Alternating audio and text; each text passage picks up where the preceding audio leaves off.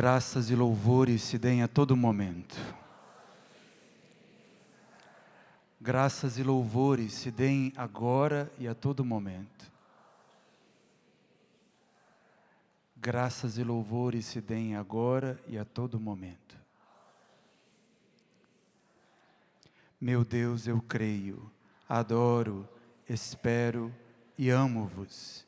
Peço-vos perdão para os que não creem, não adoram, não esperam e não vos amam. Boa tarde. Seja muito bem-vindo à Canção Nova. Quero acolher você que está aqui no Rincão do Meu Senhor e a você que nos acompanha também de maneira especial e de maneira espiritual através do sistema Canção Nova de comunicação. Nesses dias que, pelo menos particularmente, nós vivemos dias muito bonitos na Canção Nova, voltados para a Eucaristia. Eu, de maneira pessoal, até desde antes de vir morar na Canção Nova, tinha este acampamento de Corpus Christi como um dos prediletos. Porque a Eucaristia é realmente a nossa maior riqueza. E nós não podemos conceber a nossa vida sem ela.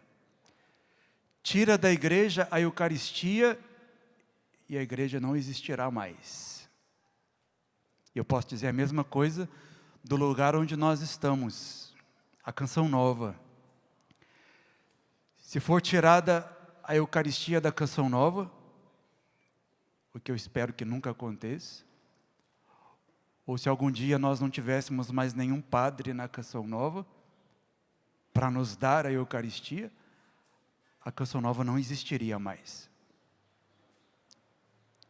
Olha para o chão onde você está aí pisando, o lugar onde você está sentado. O nosso fundador chamou todo este lugar de um território eucarístico. Nós respiramos aqui e a nossa vocação sobrevive por causa do mistério eucarístico que aqui todos os dias é celebrado, comungado e adorado. Então você veio ao território eucarístico, chamado Canção Nova, justamente para ter essa experiência fundamental, de que sem a Eucaristia nós não podemos viver. Quero contar para vocês um segredo interno, que nós da Canção Nova sabemos, talvez você não sabe. Você não conta para ninguém, tá bom? Vai ficar entre nós aqui. Aqui na Chácara de Santa Cruz, existem aproximadamente 40 capelas com o Santíssimo Sacramento. 40 sacrários. Pode aplaudir Jesus Eucarístico. 40 sacrários que guardam a presença de Jesus nas capelas públicas, como a Capela Sagrada Família, que nós temos aqui próximo a nós, onde Jesus é adorado dia e noite, de maneira exposta, no ostensório. No Santuário do Pai das Misericórdias, nós temos 2 capelas e mais o sacrário do altar principal. E em todos os lugares onde nós trabalhamos, algumas casas e residências comunitárias, existem capelas onde Jesus é adorado. Nesse momento em que nós estamos aqui ao vivo, muitas dessas capelas estão sendo visitadas por nossos irmãos e na Canção Nova, o Rei e Senhor Jesus está sendo adorado nesse momento por vocês.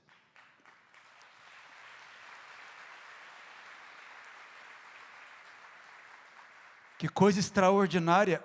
O pulmão da Canção Nova são as nossas capelas. E se tirar Jesus Eucarístico de nós, nós nos asfixiamos. É por isso que sem a Eucaristia a igreja não vive.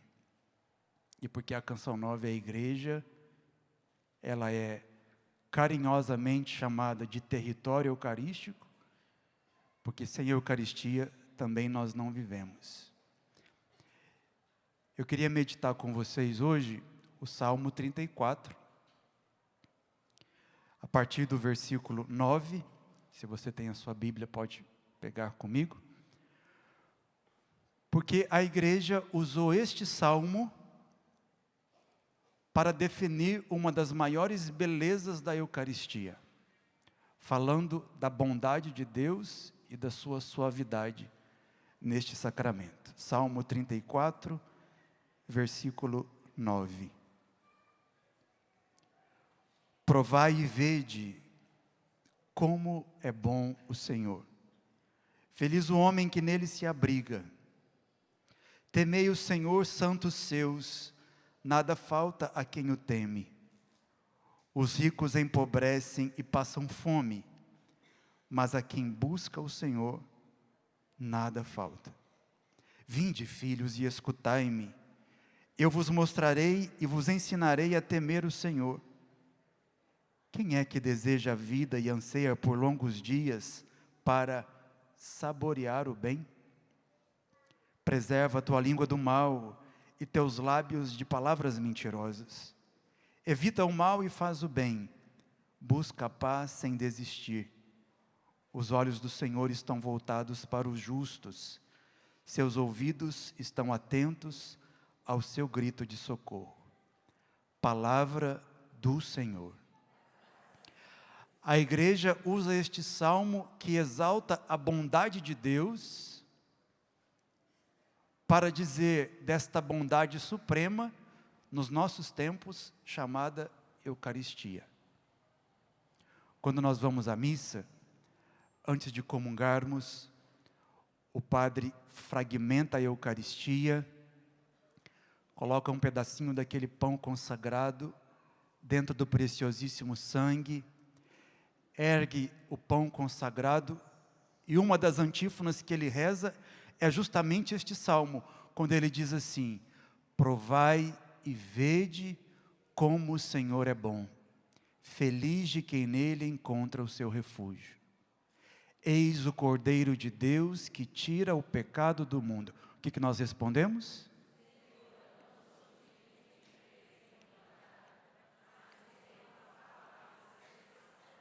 Um aplauso para você que é católico.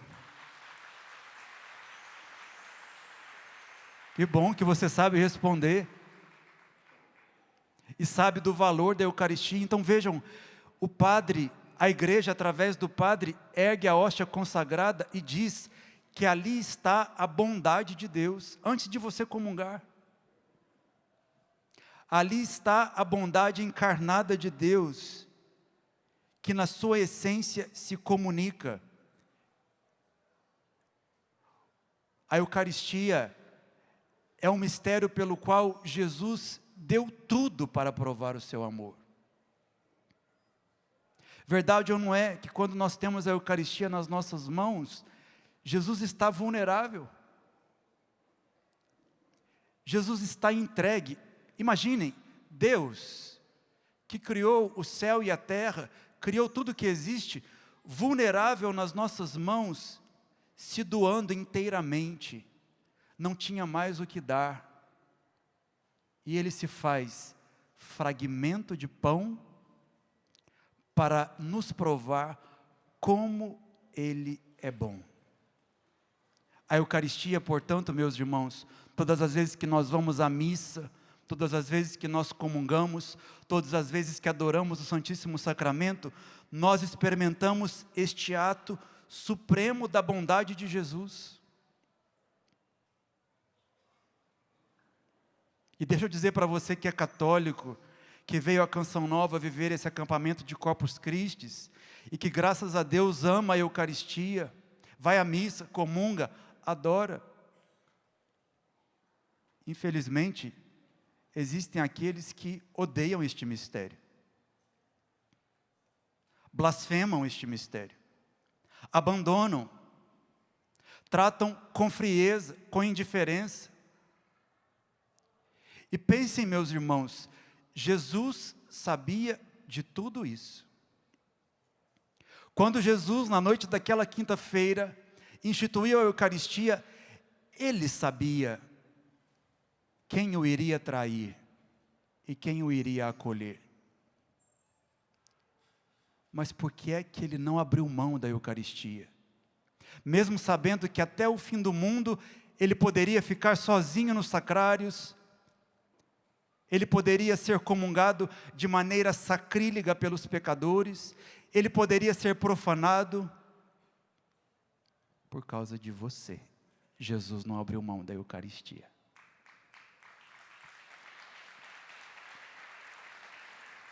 Na Eucaristia, Jesus corre todos os riscos, só para ter a oportunidade de estar dentro de nós, ao menos uma única vez. Jesus esperou 20 séculos, para que chegasse o nosso tempo, e Ele tivesse a graça e a oportunidade de nos alimentar com a sua presença. Por isso, católicos do Brasil, você que me acompanha pelo sistema Canção Nova de comunicação, você que ouve as ondas eucarísticas da Rádio Canção Nova, e você que está aqui, católicos do Brasil, nós nunca seremos tão amados como na Eucaristia. Ninguém terá a capacidade de nos amar e de nos satisfazer quando nós comungamos. A Eucaristia é o amor que supera todos os amores no céu e na terra, disse um dia São Bernardo. Quando nós vamos à missa, quando nós nos preparamos para ir à missa, nós deveríamos pensar: estou indo para ser amado como nunca nessa vida. Ninguém será capaz de nos alimentar, de se fazer pão, de se fazer um fragmento de hóstia, de se fazer um pouco de vinho consagrado para nos saciar. É o amor que supera todos os amores no céu e na terra. Quem experimenta essa verdade, sabe de fato que a Eucaristia é o suficiente. Agora, eu quero partilhar com vocês algo que nesses poucos anos de sacerdócio tem me deixado um pouco intrigado. A cada missa que eu celebro, pensando nisso que eu acabei de lhes dizer, eu fico pensando: se a Eucaristia é o amor que supera todos os amores, no céu e na terra, se Jesus disse que quem come a sua carne e bebe o meu sangue, nunca mais terá fome, por que então que existem tantos católicos que comungam e continuam carentes? Por que é que existe uma multidão de católicos que vão à missa, que comungam, mas ainda continuam com o coração vazio, dependentes das atenções e dos amores deste mundo? Se ali no altar está o amor dos amores, o amor insuperável, por que é que os católicos comungam e continuam na mesma, e desculpa dizer assim, na mesma vidinha? Faça memória agora do dia da sua primeira comunhão. Você se lembra desse dia? Onde você estava? Quantos anos você tinha? Sua mãe te preparou bem, colocou uma roupa bonita em você, tinha uma vela acesa na sua mão, foi uma missa especial. Naquele dia que você recebeu Jesus Eucarístico pela primeira vez. E eu quero perguntar para você, daquele dia que você comungou pela primeira vez, até o dia de hoje, quantas vezes na sua vida você já comungou?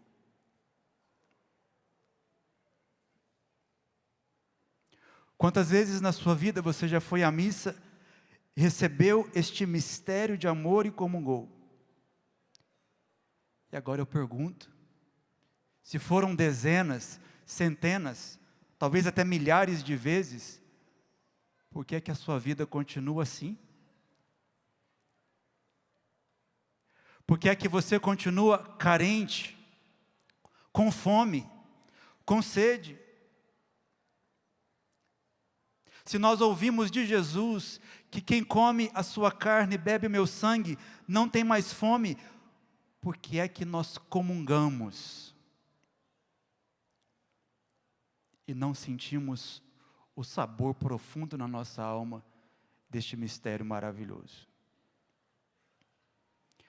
Eu quero dar a resposta para você, e que eu sei que é uma resposta trágica, mas ao mesmo tempo verdadeira e libertadora. Nós comungamos tanto, mas continuamos carentes, porque nós comungamos mal. Porque nós comungamos sem amor. Porque nós comungamos sem fé e sem devoção. Ano passado, eu fui enviado pela nossa comunidade Canção Nova para morar na Itália, para viver um tempo de estudo, e depois eu retornei para o Brasil. E em uma das belíssimas experiências que eu vivi na Itália no passado, eu tive a graça de visitar a cidade de Bolonha. Sabe aquele macarrão que tem mais ou menos esse nome? Então, foi ali que nasceu esse macarrão. É uma cidade conhecida pelas massas, mas é desconhecida por uma pessoa, uma menina, muito preciosa que viveu ali há muitos anos atrás. Ela tinha 8 anos. E o nome dessa menina é Imelda. Hoje, Beata Imelda. Imelda era uma menina que amava a Eucaristia, desde criança. Ela sabia que Jesus estava ali, na hóstia consagrada. Só que na época de Imelda, as crianças não podiam ainda comungar. A primeira Eucaristia dada a crianças é de um século para cá. Imelda viveu na Itália há muitos anos. Então ela tinha sede de comungar, mas ainda não podia porque não tinha idade suficiente para a primeira comunhão. E no seu coração inocente de criança, quando Imelda via as pessoas comungar a Eucaristia, ela fazia a seguinte pergunta: como pode as pessoas comungam a Eucaristia, comungam Jesus e não morrem de amor?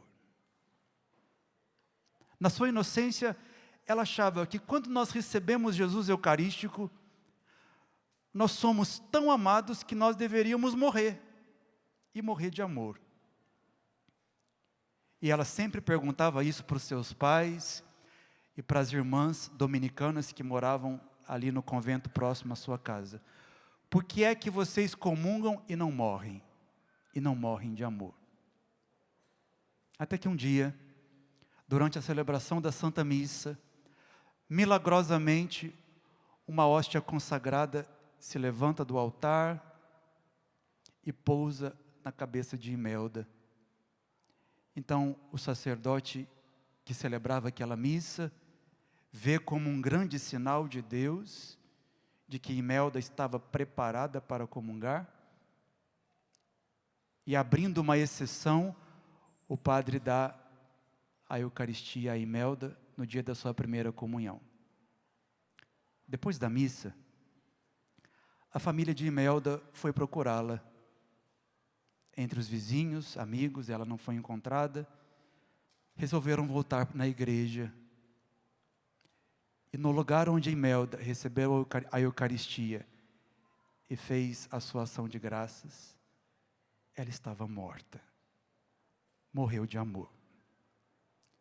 Morreu no dia da sua primeira Eucaristia, de amor por Jesus Cristo, vivendo aquilo que ela questionava. Para aquela menina de 8 anos, bastou uma única comunhão para se santificar e imediatamente ir para o céu. Tanto que lá na Itália, esse é um segredo que as pessoas não gostam de divulgar. A Beata Imelda é padroeira das crianças que fazem a primeira Eucaristia. Mas os pais não gostam de falar isso, porque tem medo de seus filhos morrerem no dia da primeira comunhão. Mas pensem, 8 anos foram suficientes para aquela menina entender o que é esse mistério. Quantos anos você tem? Qual é a sua idade? E por que que a Eucaristia ainda não faz os efeitos que deveria fazer na nossa vida? E aqui, eu não estou dizendo que depois da missa de daqui a pouco, eu desejo que você morra, não. Tá bom? O que eu estou dizendo e desejando é que você comungue a Eucaristia com este ardor, com esta fé, experimentando esta certeza de que a Eucaristia nos dá a graça de saborear um amor insuperável. Cada missa que nós vamos deveria ser mais fervorosa do que a anterior. A missa que você vai hoje deveria ser mais fervorosa do que a missa de ontem. E a de amanhã, mais do que a missa de hoje, para que de missa em missa, de Eucaristia em Eucaristia, você prove e veja como o Senhor é bom. E que a Eucaristia é o suficiente para você e para a sua vida. Tirar a Eucaristia da nossa vida é tirar o nosso ar, tirar o nosso sustento. Mas eu quero dizer para você, que talvez infelizmente constata isso na sua vida, eu vou tanto à missa, eu comungo tanto, mas parece que eu continuo carente, vazio, parece que não faz efeito em mim este mistério. Quero dar para você alguns passos para que você supere estas comunhões mal feitas e alcance a graça de experimentar de fato a grandeza da Eucaristia. Primeira coisa, e a pior coisa que diminui o fervor na comunhão, quando nós comungamos em estado de pecado grave. Aliás, este é um outro pecado, chamado pecado de sacrilégio. Receber Jesus Eucarístico, estando com a alma suja, ferida pelo pecado mortal, faz com que a Eucaristia não produza os efeitos desejados em nós. É um crime contra a Eucaristia e contra nós mesmos, nos aproximarmos deste mistério com o coração sujo do pecado. Na quinta-feira, na missa de quinta-feira, você que ouviu, depois da segunda leitura, nós cantamos a sequência.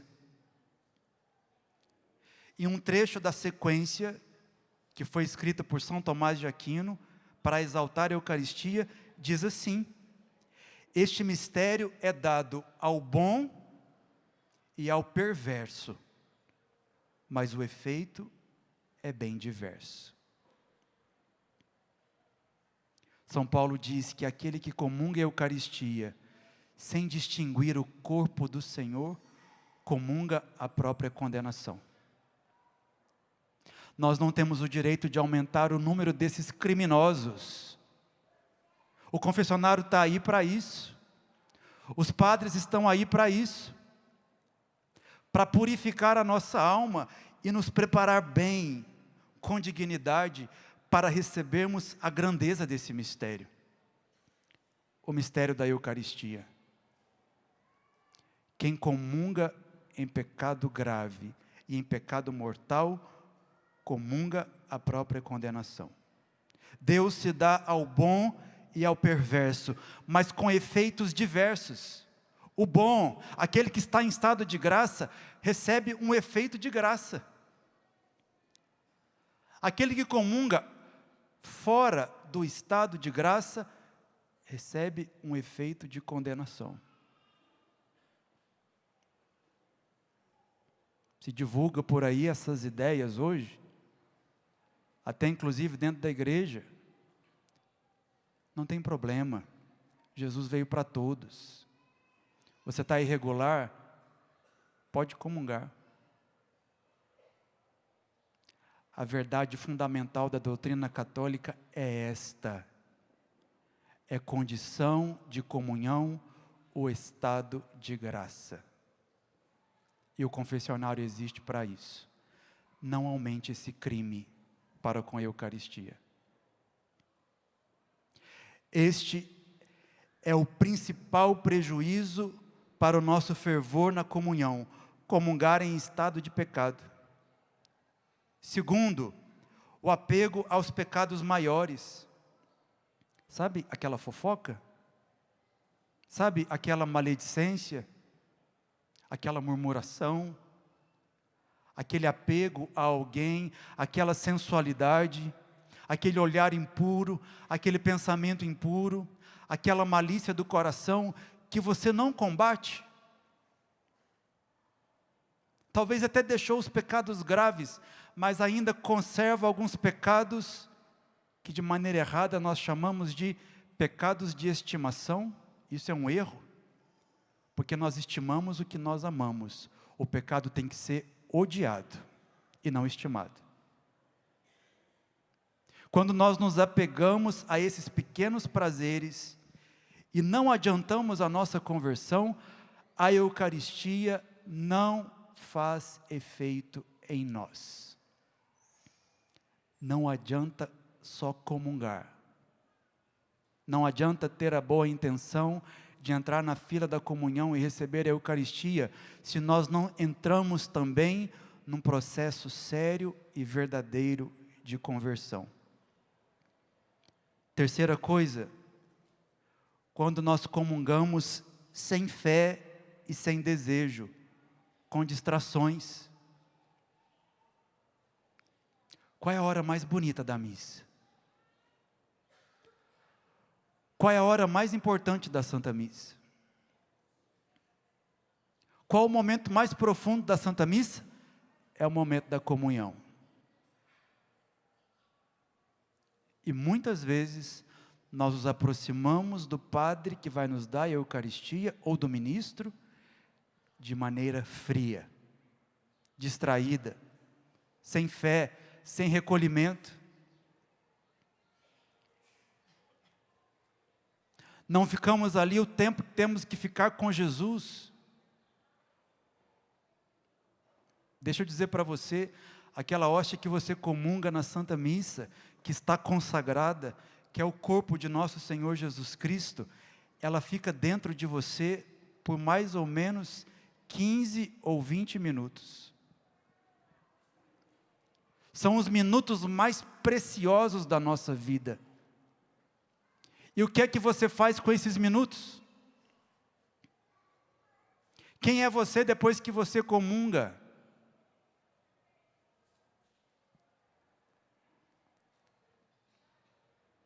Quem deseja pouco na hora da comunhão, não tem o direito de receber muito. Vai receber pouco também. Quantas pessoas comungam e voltam para o seu lugar totalmente distraídas? Sabe o que é isso? É a mesma coisa de você receber um hóspede na sua casa e deixá-lo sozinho na sala. Comunhão mal feita deixa Jesus sozinho dentro de nós, abandonado, e não faz com que esse sacramento produza os efeitos esperados dentro de nós. Quanta gente acha que a missa demora demais, não é assim? O padre fala demais. O padre atrasou demais. A missa foi muito demorada. A missa não acaba.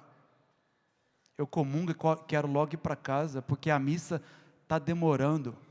Sabe qual que é a verdade, católico? Não é a missa que é grande, é o seu amor que é pequeno.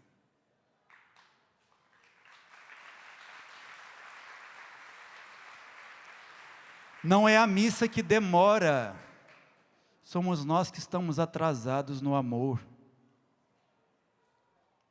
Santa Teresa de Calcutá, ela acordava de madrugada, pensando na hora de comungar e perdia o sono.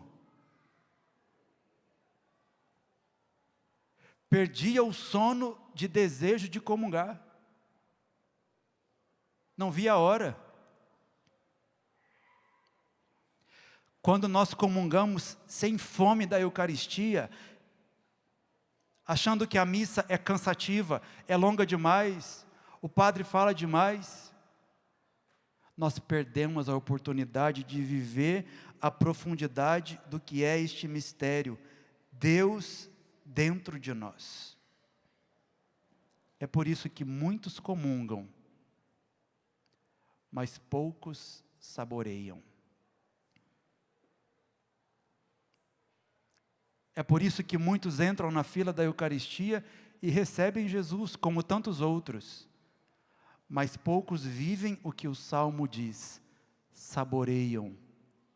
Quão suave é o Senhor.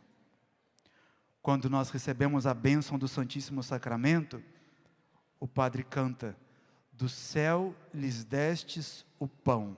O que nós respondemos? Todo sabor.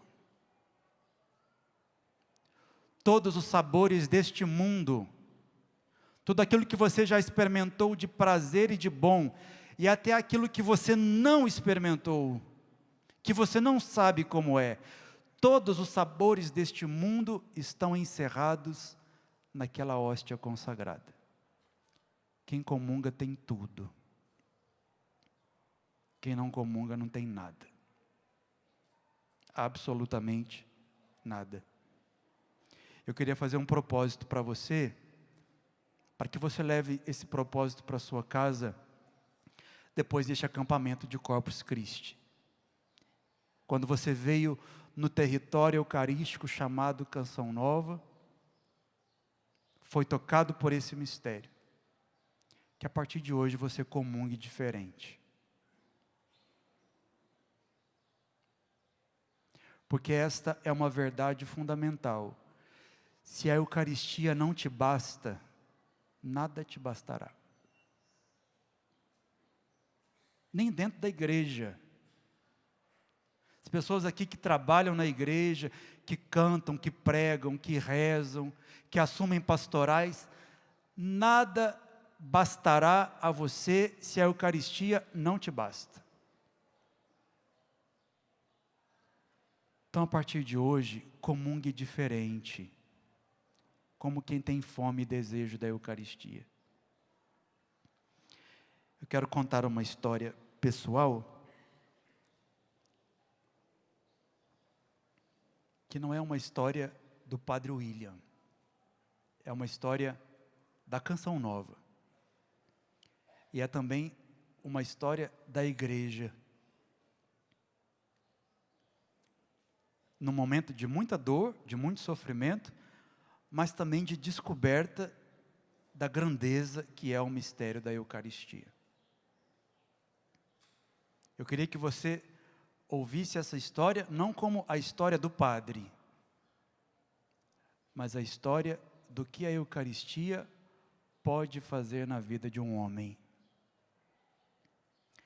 Hoje pela manhã eu me encontrei com alguns de vocês, ali próximo do confessionário, que me abraçaram e vieram me dizer que rezaram muito por mim, no tempo que eu tinha sofrido aquele acidente, quando ainda era seminarista. Esse ano, em agosto desse ano, vão completar 10 anos do acidente que eu sofri em 2016. E é claro, eu não vou contar toda a história aqui, a gente pode ter uma outra conversa, numa outra ocasião, para vocês ouvirem a grande obra que Deus fez na minha vida, depois daquele acidente grave. Mas eu quero contar para vocês um detalhe que eu vivi naqueles dias, e que fez a total diferença na minha vida e na minha recuperação. Eu fiquei 16 dias em coma, depois que eu sofri o acidente, e quando eu acordei ainda na UTI, eu respirava ainda por aparelhos, tinha uma traqueostomia que foi aberta aqui na minha traqueia, para eu conseguir respirar, e eu me alimentava só por sonda. Tinha uma sonda de alimentação que entrava pelo meu nariz e descia até o meu estômago. E eu não podia tomar nenhum tipo de alimento, comer nada, porque existia uma grande obstrução da minha garganta. Então, eu não sabia mais engolir, deglutir o alimento. E como existia um risco muito grande de engasgo, durante muitos dias, eu fiquei sem comer nada. E aqui na Canção Nova, graças a Deus, nós temos como regra de vida a missa diária. E nós comungamos todos os dias. Isso é uma regra de vida para quem é da Canção Nova. Todo católico tem, por mandamento, o dever de ir à missa todos os domingos. E de comungar todos os domingos. Nós, que nos consagramos nesse carisma, além da missa nos domingos, nós também devemos ir na missa todos os dias. E comungar todos os dias. Só que, naqueles dias, quando o ministro da Eucaristia entrava no quarto de UTI para me dar comunhão, e nós pedíamos para o médico que ele desse a licença para que eu comungasse, qual que era a resposta? Não.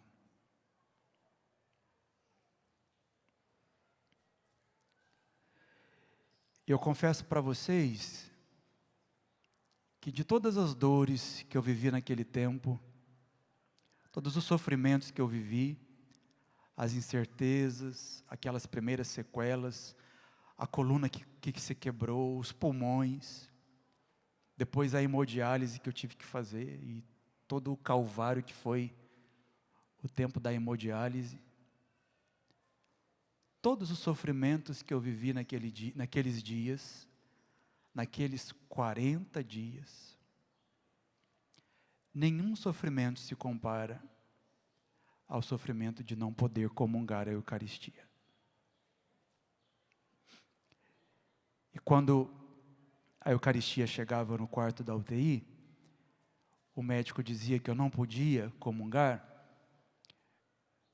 o ministro me dava a teca, que tinha Jesus Eucarístico, nas minhas mãos, colocava aqui no meu coração.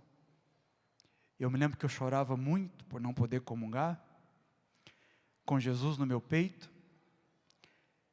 E quando a gente fazia isso, os meus parâmetros alteravam. Meu coração disparava, a pressão alterava. Aí o médico mandava levar Jesus embora. E foram muitos dias assim, fazendo só aquilo que nós chamamos de comunhão espiritual.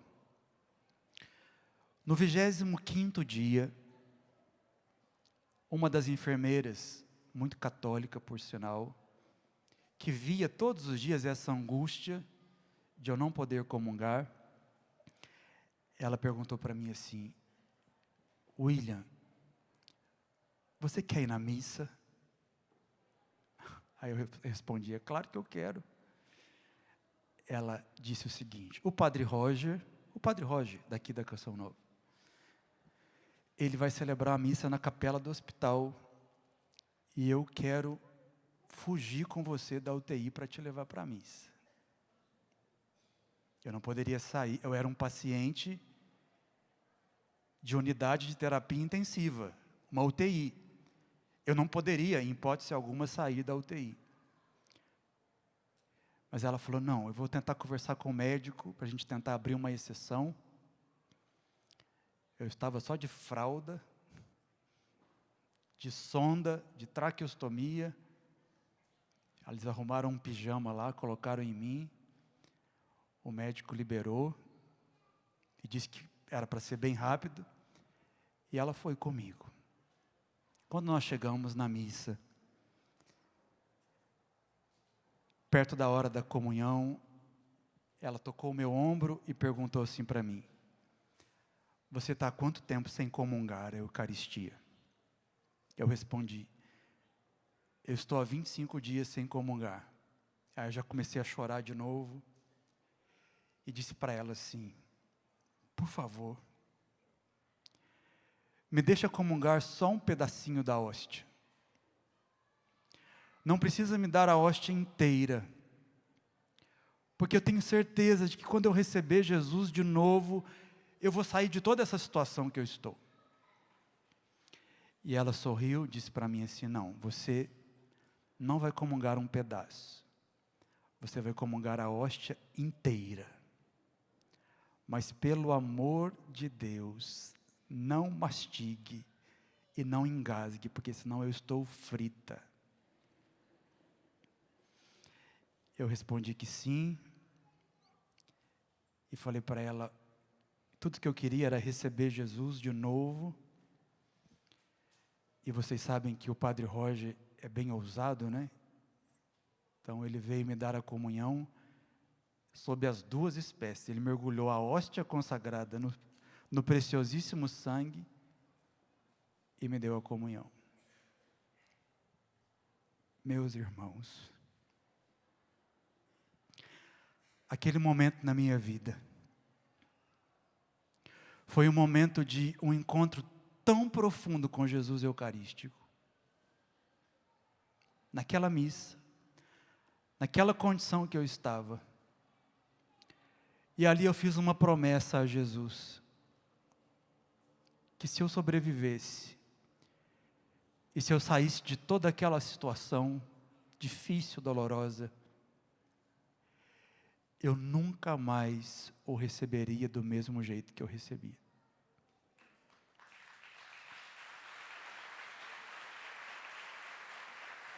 Todas as minhas comunhões seriam como a primeira, a única e a última. Parecia o dia da minha primeira comunhão mesmo. Só que de fralda, de traqueostomia e de sonda. Mas o coração muito cheio de Jesus. Depois da missa, nós voltamos para a UTI. O médico já estava no quarto me esperando. E nós ficamos logo esperando a bronca dele, porque a ordem era, não pode comer nada. E ele, me esperando, me perguntou, você foi à missa? Eu falei, fui. E olhava para a enfermeira, né, que eu fiquei com medo de sobrar para ela. Ele falou, William, eu estou aqui no seu quarto para fazer um teste com você. Eu vou trazer um alimento. E se você conseguir comer, nós vamos tirar a sua sonda. E você vai voltar a comer aos poucos. Mal sabia ele que eu já tinha comungado. Então trouxeram uma sopa, um caldo. E foi me dado aquele caldo. E eu comi 1, 2, 3 colheres. Ele ficou observando se eu iria engasgar ou se a comida iria vazar pela traqueostomia.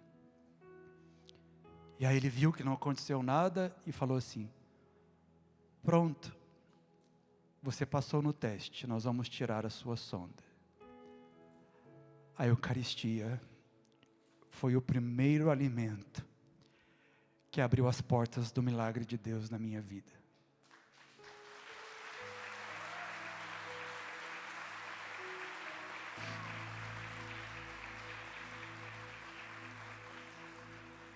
E desde então eu vivo por causa dela.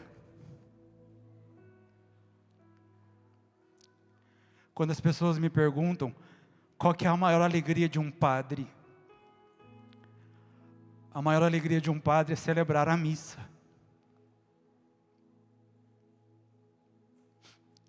É ter a Eucaristia nas mãos, é alimentar o povo, é consagrar Jesus. E se algum dia neste mundo eu não puder celebrar a missa,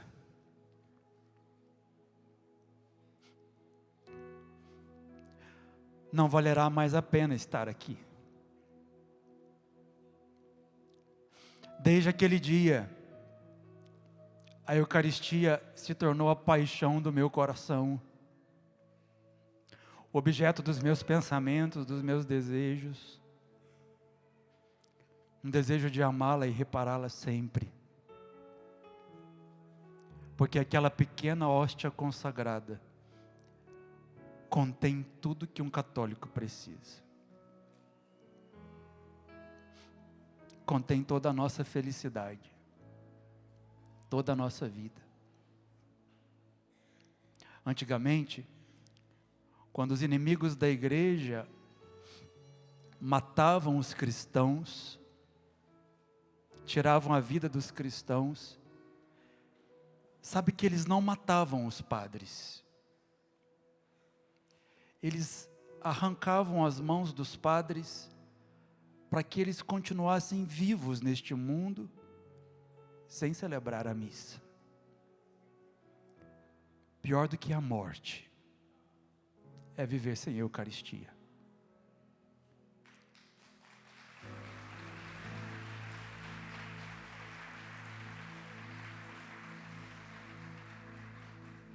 Mais doloroso do que qualquer sofrimento,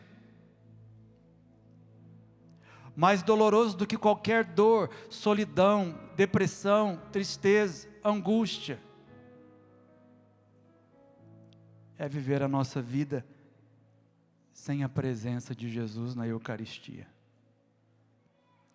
Que Ele seja amado cada vez mais, adorado, na Canção Nova, no Brasil, que Ele seja bem comungado pelos católicos, que Ele seja exaltado nesta terra chamada Terra de Santa Cruz, e que Ele seja a razão da nossa vida, a alegria dos nossos olhos, o sentido do nosso coração. Vocês sabem que nós que somos padres, nós nunca vamos nos casar. Nós somos celibatários. Temos muitos filhos espirituais, que também dão muito trabalho, igual filho biológico. E um dia, uma mulher italiana, que também era celibatária, chamada Chiara Lubich, fundadora dos Focolares, ela, quando decidiu fazer o voto de celibato, disse para as irmãs dela que estava se casando com Jesus e queria viver como celibatária para o resto da vida. As irmãs tentaram tirar essas ideias da cabeça dela e falaram: Chiara, nossos pais já morreram, nós todas somos casadas, você não vai casar, você vai ficar velha sozinha, não vai ter filhos para cuidar de você, nós também vamos envelhecer, o que vai ser do seu futuro? Vai ser um futuro na solidão. E Chiara respondeu assim para ela: minha irmã, enquanto existir um sacrário neste mundo, nunca haverá solidão para mim. A Eucaristia é o suficiente para afogar toda a solidão.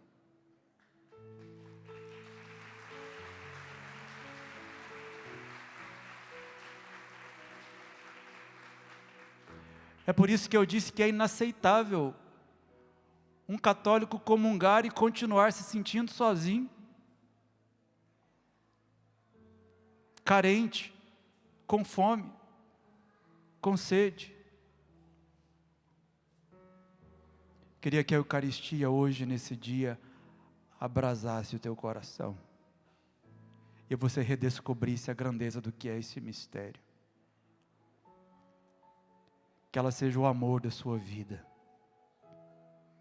a sua respiração e o desejo maior do seu coração por todos os dias da sua vida.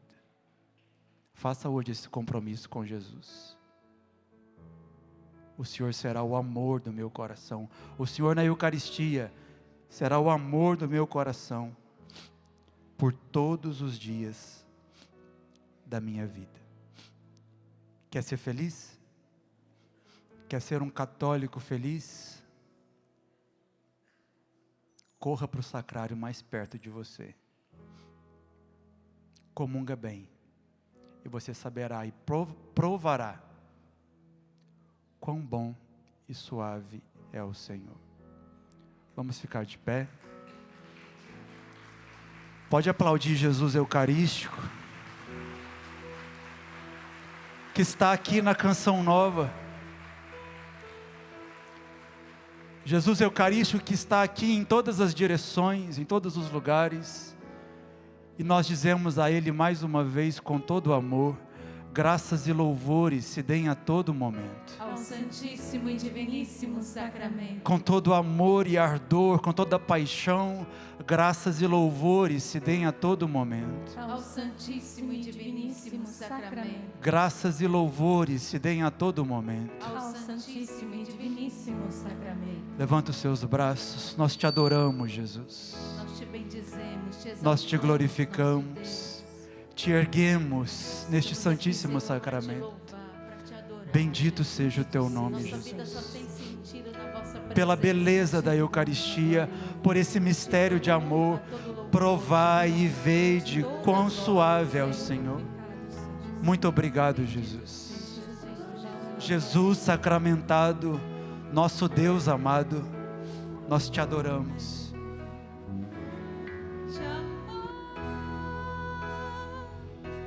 Por quem não te ama, te adorar. Por quem não te adora, esperar. Por quem não espera em ti, pelos que não creem, eu estou aqui. Levanta seu braço e professa a sua fé. Te amar.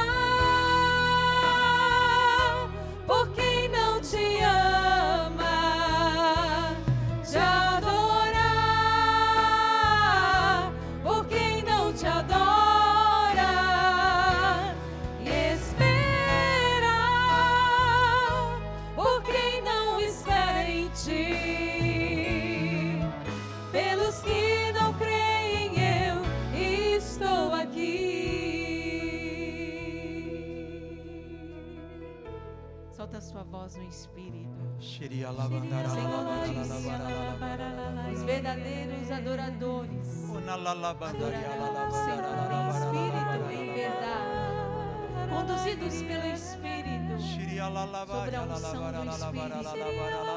Assim teremos um coração adorador, transformados pelo Espírito, impregnados pelo Espírito Santo. Vamos elevar a nossa adoração. Sairemos ali do chão, do raso, do cotidiano. Vamos conseguir elevar nossa alma a Deus, dar a Ele o louvor que Ele merece. Solte a sua voz, cante no Espírito, adore o Senhor. Se você não tem mais palavras para dizer, eu te amo, Jesus. Se você não consegue mais expressar, expresse com o seu louvor no Espírito. Solta a sua voz, solte a sua voz. Levante o seu braço e respire os ares de adoração que existem na Canção Nova. Respire agora os ares deste território eucarístico e seja envolvido por esta graça, pelas capelas que nos circundam, onde está Jesus, ativamente, amorosamente, nos atraindo em cada sacrário. Solta a sua voz e adore, adore, adore este mistério. Nos envolve, Jesus, nas ondas eucarísticas deste território que te é consagrado. Dai-nos fome da Eucaristia, sede, desejo, conversão de vida. Vem, Espírito Santo,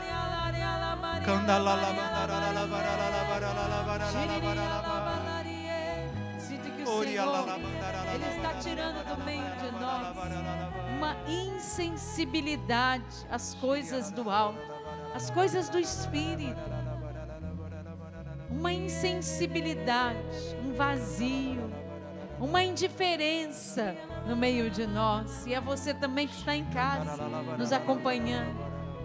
Uma espécie de torpor espiritual que o demônio, ele vai impregnando no nosso meio. Um torpor, um espírito de distração na Santa Missa, na adoração, que nos leva a fugir de Jesus, a nos inquietar, nos agitar, levantar depressa de um banco de adoração, de uma igreja, levantar e sair. Jesus está nos libertando neste final de semana, neste acampamento, neste momento. Jesus, que todo torpor, espírito de distração, de agitação que nos quer fazer ir embora, Jesus, nos afastar de vós, nos liberta, Senhor. Dá-nos a graça, Jesus, de nos aprofundarmos. Meus irmãos, se nós não formos homens e mulheres de adoração, místicos deste século, não aguentaremos as provações que virão sobre nós. Vem, Senhor Jesus, nos liberta de todo comodismo espiritual, de todo torpor, Senhor. A imagem que Deus me dá é de flechas de fogo atingindo os nossos corações, que nos devolvem, essas flechas de fogo nos devolvem o carisma da adoração. Você que era adorador na sua paróquia, no seu grupo de oração, e parou, por um motivo ou outro você não adora mais a Eucaristia. Por essas flechas de fogo, Deus está agora reacendendo em você este carisma, este desejo de estar com Jesus e de adorá-lo, de priorizar a missa, de priorizar a adoração. Deus está incandescendo os nossos corações de novo, por essa graça eucarística deste lugar. Seja adorado, Jesus. Seja louvado, Senhor. Amado, glorificado. Seja amado, seja glorificado, Senhor. Levanta seus braços mais uma vez. Te amar, porque